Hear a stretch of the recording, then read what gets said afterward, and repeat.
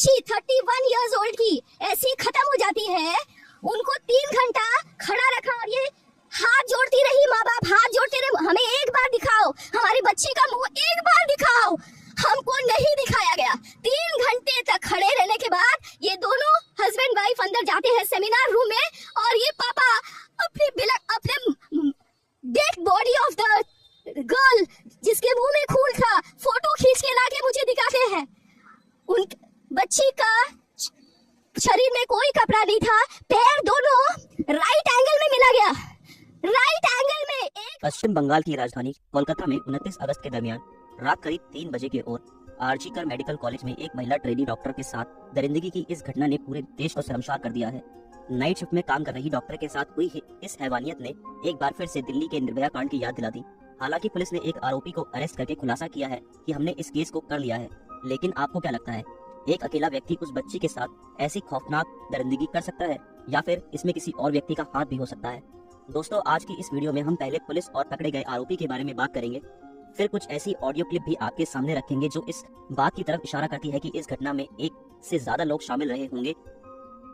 दरअसल बहुत मेहनत और लगन के बाद कुछ लड़के और लड़कियां नीट का एग्जाम क्वालिफाई करके इस आरजी कर मेडिकल कॉलेज में जूनियर डॉक्टर के तौर पर डॉक्टरी की ट्रेनिंग के लिए आते हैं। और इसी कॉलेज में एक ऐसी लड़की थी जिसने बड़ी मेहनत से पढ़ाई की थी, क्योंकि उसके माँ बाप का सपना था कि उनकी इकलौती बेटी पढ़ लिख कर डॉक्टर बने और बेटी का सपना यह था कि मैं माँ बाप के सपनों को पूरा करूं और उनको इस गरीबी की दलदल से बाहर निकालूं, क्योंकि उस लड़की के गरीब पिता कोलकाता से दूर नॉर्थ 24 परगना में रहा करते थे। उनके परिवार में केवल 3 ही लोग थे, एक वह जूनियर डॉक्टर लड़की, उसकी माँ और उसके पिता। उसके पिता अपना घर चलाने और अपनी बेटी को पढ़ाने के लिए बच्चों की स्कूल यूनिफॉर्म बेचा करते थे और उन्हीं स्कूल यूनिफॉर्म को बेचकर वह अपना घर चलाते और अपनी बेटी को पढ़ा रहे थे। उनकी बेटी ने भी धीरे धीरे एमबीबीएस की पढ़ाई पूरी कर ली थी। एमबीबीएस करने के बाद अब वह आरजी कर मेडिकल कॉलेज में पीजी की 2nd ईयर की स्टूडेंट थी। अब उसके सामने उसका खूबसूरत करियर था, यानी उसके माँ बाप बचपन से जो सपना देख रहे थे वह अब पूरा होने ही वाला था। उनकी बेटी डॉक्टर बनने वाली थी और उनके घर के हालात बदलने वाले थे। लेकिन अचानक 9 अगस्त की सुबह उनके सारे सपने टूटकर बिखर गए। जिस बेटी से उन्होंने 8 अगस्त की रात को फोन पर बात की थी, उसी बेटी की मौत की खबर सुबह उनके परिवार को मिली। माँ बाप रात को बेटी से बात करके तसल्ली से सो गए थे, लेकिन अगली सुबह इतनी भयानक होगी यह उन्होंने सपने में भी कभी नहीं सोचा था। दरअसल trainee doctor Moumita Debnath RG Kar medical college में नाइट ड्यूटी कर रही थी। वह पिछले कई दिनों से नाइट शिफ्ट पर थी। उसकी ड्यूटी करीब 10 बजे के आसपास शुरू हो जाती थी और जब सुबह को उसकी शिफ्ट खत्म हो जाती थी तो मोमिता हॉस्पिटल से सीधा अपने घर चली जाती थी। क्योंकि यह हॉस्पिटल लाल बाजार इलाके में था, इसलिए 8 अगस्त 2024 को भी हर रोज की तरह वह अपने घर से हॉस्पिटल जाने के लिए निकली। हॉस्पिटल पहुंचने के बाद जो पेशेंट उसके अंडर में थे उसने उन मरीजों को देखा, यानी उसने उन्हें अटेंड किया और इस काम में उसे रात के करीब 2 बज गए। उस समय हॉस्पिटल में मरीजों और उनके साथ आने वाले लोगों की भीड़ थोड़ी कम होने लगी और हॉस्पिटल में सन्नाटा छाने लगा। क्योंकि उस समय मरीज भी कम होने लगे थे, इसलिए ट्रेनी डॉक्टर मोमिता को भी थोड़ा फुर्सत का समय मिला तो उस जूनियर डॉक्टर ने अपने 4 और जूनियर डॉक्टरों के साथ बैठकर हॉस्पिटल की कैंटीन में रात को खाना खाया। उस समय रात के 2 बज रहे थे। तो खाना खाने के बाद अक्सर इमरजेंसी वार्ड में ड्यूटी से जब डॉक्टर या मेडिकल स्टाफ थक जाते थे तो वह हॉस्पिटल के सेमिनार हॉल में आराम करने के लिए चले जाते थे। हालांकि उस समय सेमिनार हॉल में करीब 25 से 30 लोगों के बैठने के लिए कुर्सियां भी लगाई गई हैं, क्योंकि जब भी हॉस्पिटल में कोई फंक्शन होता था तो वह इसी सेमिनार हॉल में होता था। यह सेमिनार हॉल 4थी मंजिल पर बनाया गया है। लेकिन अजीब बात यह है कि इतने बड़े और प्रसिद्ध आरजी कर मेडिकल कॉलेज में स्टाफ के आराम करने के लिए कोई भी कमरा, कोई भी रूम नहीं बनाया गया है, जिस कारण जो मेडिकल स्टाफ नाइट शिफ्ट में ड्यूटी पर होते हैं, जब वह लोग काम से थक जाते हैं तो जूनियर डॉक्टर और बाकी स्टाफ के लोग भी उस 4th फ्लोर पर सेमिनार हॉल में आराम करने चले जाते थे और वहां पर बैठकर मेडिकल स्टाफ के लोग थोड़ी देर आराम कर लेते थे, फिर थोड़ी देर बाद वह अपनी ड्यूटी पर चले जाते थे। इसी तरह यह जूनियर डॉक्टर यानी मोमिता देवनाथ भी रात का खाना खाने के बाद अपने डॉक्टर साथियों को गुड नाइट कहकर करीब 2 से 3 बजे के दरमियान यानी 2:30 बजे के आसपास 4th फ्लोर पर बने उसी सेमिनार हॉल में जाती है और वहां जाकर मोमिता सोचती है कि वह थोड़ी देर आराम करेगी और फिर उसके बाद अपनी बाकी शिफ्ट को पूरा करेगी। लेकिन उस जूनियर डॉक्टर के सेमिनार हॉल में जाने के बाद सुबह तक उसके बारे में किसी को कुछ भी पता नहीं चलता। उधर उसके साथ नाइट शिफ्ट में काम करने वाले दोस्तों को भी यही लगता है कि शायद मोमिता अपने घर चली गई है। वह लोग इसलिए अपनी अपनी ड्यूटी में बिजी हो जाते हैं। इसके बाद धीरे धीरे रात गुजर गई और फिर अगली सुबह हो गई, यानी रात 3 बजे से लेकर सुबह के करीब 8:30 बजे तक उसी हॉस्पिटल का माहौल एकदम शांत और नॉर्मल था। लेकिन जब 8:30 बजे हॉस्पिटल का एक स्टाफ उसी सेमिनार हॉल का दरवाजा खोलकर अंदर जाता है और जैसे ही वह अंदर जाता है तो उसके मुंह से चीख निकल जाती है, क्योंकि वहां पर उसने देखा कि सामने फर्श पर एक गद्दा पड़ा है और उस गद्दे पर एक लड़की की लाश पड़ी हुई है। इसके बाद वह इस लड़की के थोड़ा और करीब जाता है। उसने देखा कि उसके चारों तरफ खून ही खून फैला हुआ है। उसके बाद वह व्यक्ति बदहवास हालत में चीखता हुआ उस सेमिनार हॉल से बाहर की ओर भागता है। उसकी चीखें सुनकर स्टाफ के कुछ लोग भी वहां पर पहुंच जाते हैं और फिर देखते ही देखते कुछ ही देर में हॉस्पिटल के तमाम डॉक्टर, जूनियर डॉक्टर तथा कि सभी लोग वहां इकट्ठा हो गए और फिर कुछ देर में उन्होंने अपनी आंखों से जो देखा उसे देखकर उनकी भी चीख निकल गई, क्योंकि वहां पर lady junior doctor Moumita Debnath लहूलुहान पड़ी थी। उसके जिस्म पर ऊपर के कुछ कपड़े तो थे, लेकिन नीचे के कपड़े बिल्कुल भी नहीं थे। यानी वह अर्धनग्न अवस्था में उसके पूरे शरीर पर यानी चेहरे से लेकर पांव पर कोई भी ऐसी जगह शायद ही हो जहां पर जख्म के निशान ना हो। उसकी आंखों और चेहरे से खून रिस रहा था और पूरी बॉडी से भी खून रिस रहा था। इसके बाद आनन फानन में उस जूनियर डॉक्टर की लाश को कपड़ों से ढक दिया गया। हालांकि आमतौर पर ऐसे जख्मियों को या फिर लाशों को हॉस्पिटल ले जाया जाता है, लेकिन डॉक्टर मोमिता देवनाथ तो हॉस्पिटल में ही पड़ी थी और वहां पर मौजूद डॉक्टरों को उस समय यह पता चल गया था कि अब उसकी सांसें थम चुकी हैं और वह मर चुकी है। इसके बाद ट्रेनी डॉक्टर मोमिता देवनाथ को सीधा मुर्दाघर ले जाया गया। इसके बाद ट्रेनी डॉक्टर मोमिता देवनाथ की लाश को मुर्दाघर ले जाया गया, क्योंकि उस लाश की शिनाख्त पीजी सेकंड ईयर की स्टूडेंट के प्रूफ में हो चुकी थी। इसलिए जूनियर डॉक्टर मोमिता देवनाथ के घर वालों को भी इस घटना की सूचना दी गई। सूचना मिलते ही ट्रेनी डॉक्टर के घर कोहराम मच गया और फिर कुछ देर बाद उसके घर वाले भी हॉस्पिटल पहुंच गए। घर वालों के हॉस्पिटल पहुंचने के बाद हॉस्पिटल में मौजूद चेस्ट मेडिसिन डिपार्टमेंट के सहायक सुपरिटेंडेंट ने उनसे कहा कि आपकी बेटी ने खुदकुशी की है, लेकिन ट्रेनी डॉक्टर के माता पिता ने जो बताया है उससे तो पूरे मामले में कहीं ना कहीं साजिश की बू आने लगी है। ट्रेनी डॉक्टर के पिता की माने तो सुबह के समय जब वह अपनी बेटी को देखने गए तो उन्होंने देखा कि उनकी बेटी के चेहरे पर खून टपक रहा था। उसका चश्मा बुरी तरह टूटा हुआ था। जब उन्होंने बेटी की लाश के ऊपर पड़े कपड़े को थोड़ा सा हटाया तो उन्होंने देखा कि कमर के नीचे कपड़े ही नहीं थे। लेकिन उसकी बेटी के साथ इतना कुछ हो जाने के बाद भी उसी हॉस्पिटल के चेस्ट मेडिसिन डिपार्टमेंट का सहायक सुपरिटेंडेंट कहता है कि जूनियर डॉक्टर मोमिता देवनाथ ने तो खुदकुशी की है। यानी एक लड़की जिसके जिस्म पर कोई कपड़ा नहीं है, उसका शरीर सिर से लेकर पैर तक जख्मी है, भला कोई ऐसे भी अपनी जान देता है। खैर, जब यह तमाम बातें चल रही थी तो थोड़ी ही देर के अंदर ही अंदर इस घटना की खबर पूरे हॉस्पिटल के तमाम जूनियर डॉक्टर तक पहुंच गई और जिन लोगों ने भी उस ट्रेनी डॉक्टर की लाश देखी उन्होंने पहली ही नजर में अंदाजा लगा लिया था कि यह सिर्फ कत्ल नहीं है बल्कि उसके साथ जबरदस्ती हैवानियत भी की गई है। इसी वजह से सभी जूनियर डॉक्टर में गम और गुस्से का माहौल पैदा हो गया था, क्योंकि यह दरिंदगी एक सरकारी हॉस्पिटल के अंदर जूनियर डॉक्टर के साथ की गई है। लेकिन स्टूडेंट्स का गुस्सा अभी भी काबू में नहीं था और इसी बीच शुरुआती पोस्टमार्टम रिपोर्ट भी आ गई, क्योंकि वह सभी लोग डॉक्टर थे और वो लड़की भी उन्हीं डॉक्टरों में से एक जूनियर डॉक्टर थी जिसके साथ यह सब कुछ हुआ। शुरुआती पोस्टमार्टम रिपोर्ट से ही उन सबको पता चल गया था कि उस ट्रेनी डॉक्टर के साथ क्या कुछ हुआ है और किस तरह से दरिंदगी की गई है। पोस्टमार्टम रिपोर्ट के मुताबिक उसकी दोनों आंखों से खून रिस रहा था, उसके मुंह से भी खून बह रहा था, ट्रेनी डॉक्टर के प्राइवेट पार्ट से भी खून बह रहा था, उसका पेट बुरी तरह से जख्मी था, उसका बायां पैर टूटा हुआ था, उसकी गर्दन भी टूटी हुई थी, दाहिना हाथ टूटा हुआ था, उसकी रिंग फिंगर भी टूटी हुई थी, होठों से खून बह रहा था, उसके जिस्म पर कई जगह दांतों से भी काटा गया था। यानी उस मासूम बच्ची के शरीर को बहुत ही बेदर्दी से नोचा गया था। आगे पोस्टमार्टम रिपोर्ट में था कि शायद इन सब के बाद आखिर में गला घोटकर उसकी हत्या कर दी गई थी, लेकिन इस पोस्टमार्टम रिपोर्ट में भी कई चीजें क्लियर नहीं थी। जैसे कि यह तो क्लियर था कि डॉक्टर मोमिता के साथ जबरदस्ती हुई है, लेकिन यह क्लियर नहीं किया गया था कि उसके साथ साथ जबरदस्ती मौत से पहले हुई है या मौत हो जाने के बाद डॉक्टर के साथ जिंदा रहते की गई है या फिर उसकी लाश के साथ की गई है। पोस्टमार्टम रिपोर्ट आ जाने के बाद सभी जूनियर डॉक्टर के गुस्सा बर्दाश्त से बाहर हो गया और देखते ही देखते पूरे आरजीकर मेडिकल कॉलेज ने हड़ताल कर दी। और जब पुलिस ने अपनी जांच शुरू की तो फिर धीरे धीरे इस दरिंदगी और कत्ल की कहानी सामने आई। पुलिस ने सबसे पहले उस सेमिनार हॉल से जांच शुरू की थी जहां पर उस ट्रेनी डॉक्टर की लाश मिली थी, क्योंकि उस सेमिनार हॉल के अंदर कोई सीसीटीवी कैमरा नहीं था, जिस कारण यह पता नहीं चल पा रहा था कि उस रात सेमिनार के अंदर हुआ क्या था। इसके बाद कोलकाता पुलिस ने पता लगाना शुरू किया कि उस रात जूनियर डॉक्टर कब कहाँ थी, किस इमरजेंसी वार्ड में उसने ड्यूटी की थी। साथ ही नाइट ड्यूटी में जो उसके जूनियर डॉक्टर के दोस्त थे उन सभी चश्मदीदों से भी पूछताछ की गई। पूछताछ में पता चला कि डॉक्टर मोमिता ने आखिरी बार अपने उन्हीं 3-4 दोस्तों के साथ खाना खाया था। इसके बाद उन दोस्तों से भी पूछताछ की गई और इस सारी पूछताछ के बाद पुलिस ने अनुमान लगाया कि करीब 3 बजे के आसपास खाना खाकर वो lady junior doctor seminar hall में आराम करने के लिए गई थी। हॉस्पिटल के ज्यादातर डॉक्टर और स्टाफ के लिए वहां जाकर आराम करना नॉर्मल था, क्योंकि सेमिनार के अंदर कोई कैमरा नहीं था, इसलिए पुलिस ने सेमिनार के आसपास लगे कैमरों पर फोकस किया। इत्तेफाक से पुलिस को 2 ऐसे कैमरे मिल गए जो उस सेमिनार हॉल के एंट्री और एग्जिट गेट पर कवर कर रहे थे। पुलिस ने चश्मदीदों को बताए गए समय के अनुसार यानी 3 बजे से लेकर लाश मिलने के समय तक 8 बजे तक सभी सीसीटीवी कैमरा को खंगालना शुरू किया तो बहुत सारे लोग उस सेमिनार हॉल की तरफ जाते हुए दिखाई दिए।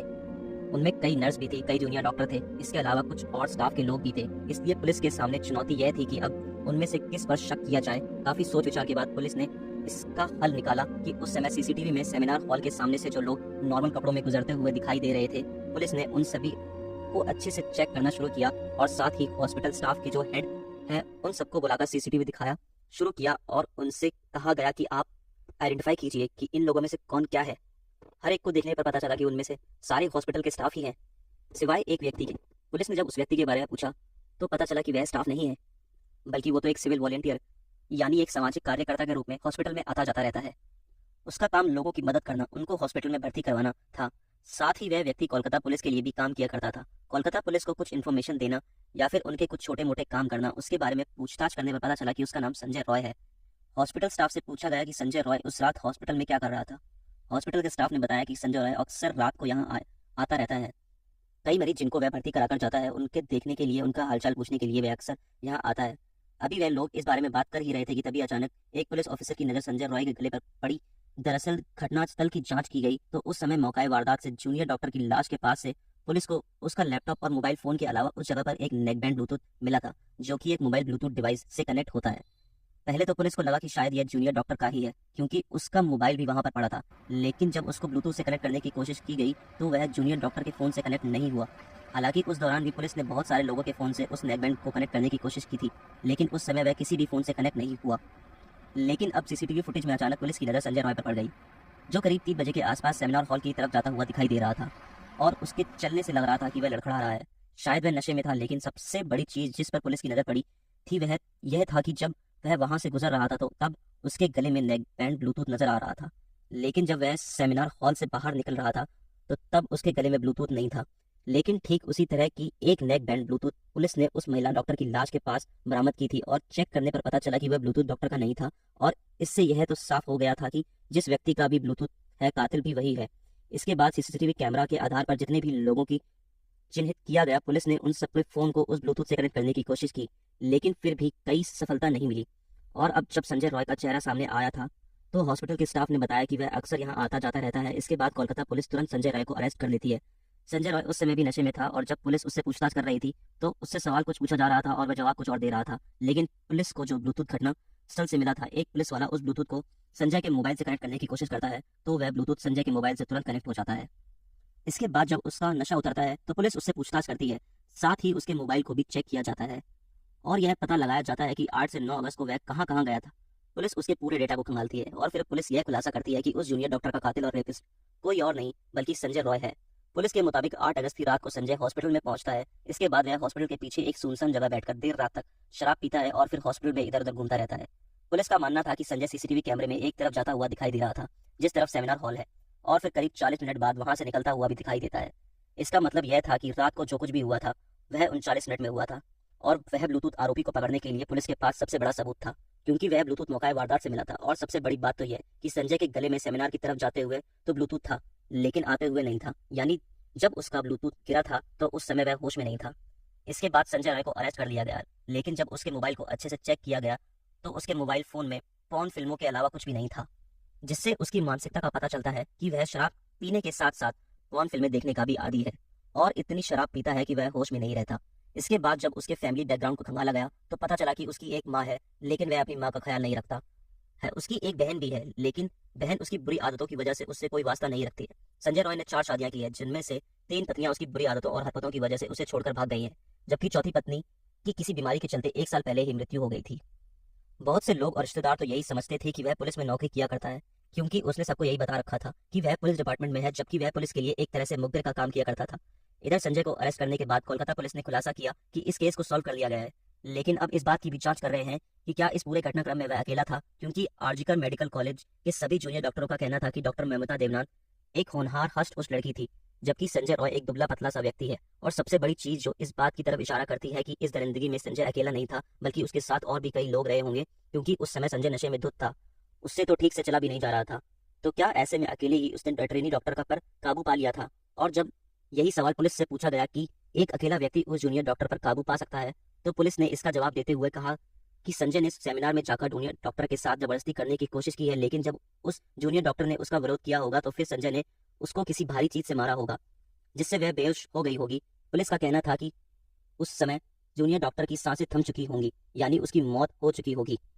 मौत के बाद ही संजय ने उसके साथ दरिंदगी की है, क्योंकि सारी चीजों को देखते हुए उसके जीते जी तो उसके साथ जबरदस्ती करना संजय के लिए पॉसिबल नहीं था। या फिर दूसरे थ्योरी यह कहती है कि इसमें एक से ज्यादा लोग शामिल हैं, लेकिन अब सवाल यह है कि अगर एक से ज्यादा लोग शामिल हैं तो फिर कौन लोग थे?